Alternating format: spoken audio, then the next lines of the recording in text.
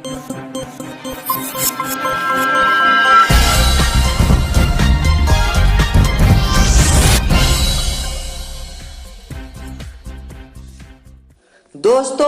आज के वीडियो में हम बताएंगे भारतीय इतिहास का ऐसा ताकतवर शासक जिसे कोई पराजित नहीं कर पाया।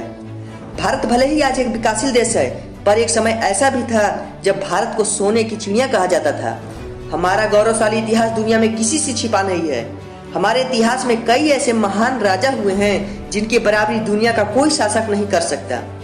आज हम आपको ऐसे ही एक महान राजा के बारे में बता रहे हैं जिन्होंने अपने शासनकाल में न सिर्फ देश की तरक्की के लिए बहुमूल्य काम किए हैं, इनका शासन भारतीय इतिहास का स्वर्णिम काल कहा जाता है। हम बात कर रहे हैं महान चंद्रगुप्त मौर्य के बारे में। आइए नजर डालते हैं इनके शासन पर।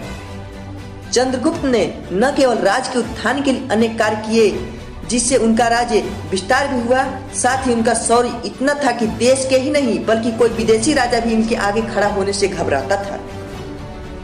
पूरी भारत को एक धनवान देश माना जाता था और इसी वजह से तमाम आक्रमणकारियों की नजर यहाँ घुसने पर होती थी। चंद्रगुप्त के शासन में भी कई आक्रमणकारी देश में आए, जरूर किसी ने इनके राज से टकराने का साहस नहीं किया।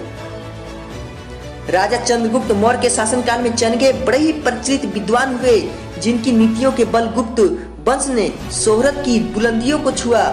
विदेशी राजाओं के मन में इनके राज्य पर कब्जा करने का जुनून सवार था, परंतु चंके की राजनीतियों के आगे उनकी एक नहीं चलती थी। चंद्रगुप्त प्रथम के बाद भी गुप्त वंश सबसे ताकतवर शासक रहा, क्योंकि चंद्रगुप्त के बाद पूरा राज्य उनके पुत्र समुद्रगुप्त के पास आ गया था।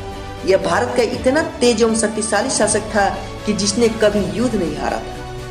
प्राचीन समय काल दौरान समुद्रगुप्त के नाम से ही विदेशी राजाओं के पांव कांपते थे।